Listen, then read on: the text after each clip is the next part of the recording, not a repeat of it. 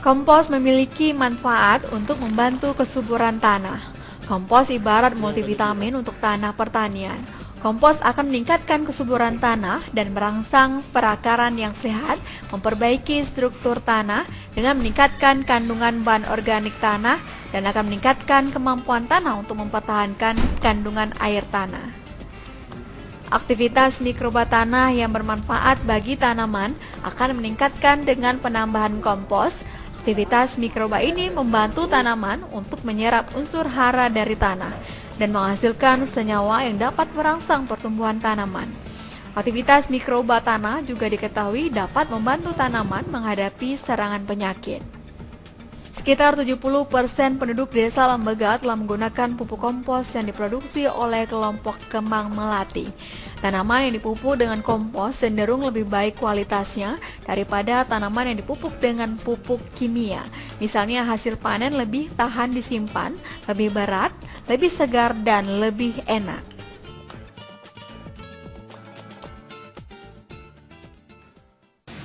Assalamualaikum. Ya, Bapak dari Aceh TV, Pak. Ya, saya Delima. Ya, Rusli. Pak Rusli ya. Pak Rusli, Pak. ya. Silakan duduk. Ya.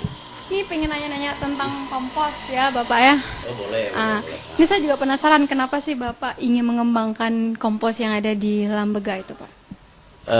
Sebenarnya tidak hanya di Lembega ya. Itu kita ada 6 kabupaten yang kita kembangkan kompos. Jadi latar belakangnya begini, itu kenapa kita harus mengembangkan kompos di Aceh. Itu yang pertama, ini memang tanah-tanah sawah yang ada di Aceh, itu hampir semuanya itu sudah terdegradasi ya, turun kesuburannya, itu disebabkan oleh pemakaian pupuk anorganik yang terlalu banyak itulah. Jadi menyebabkan tanah itu menjadi asam, kemudian juga menjadi padat gitulah. Sehingga ini akan berpengaruh tentunya terhadap produksi padi, jadi produksinya akan menurun gitu lah.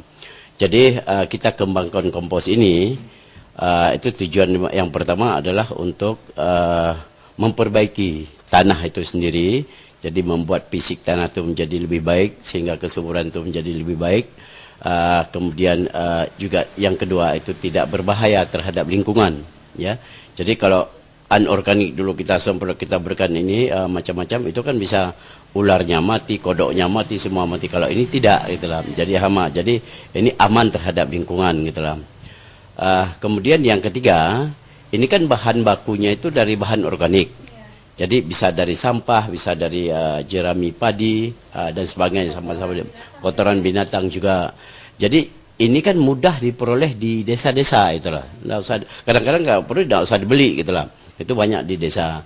Dan ini ya benar itu ya, daun pisang, daun kering dan sebagainya ini bisa digunakan semua gitu lah untuk dicencang kemudian dijadikan kompos. Seperti contohnya di Lembega saya katakan, itu di Lembega kita membangun ada pabrik kompos di sana. Itu sejak tahun 2008 kita buat di sana. Jadi alhamdulillah sampai sekarang tuh mereka sudah eksis, itu tiap bulan bisa menghasilkan ya.